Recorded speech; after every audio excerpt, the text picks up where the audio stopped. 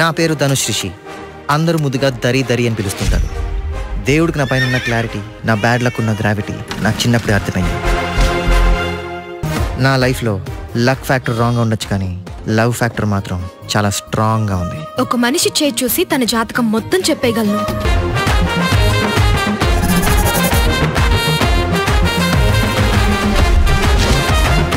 Coming soon.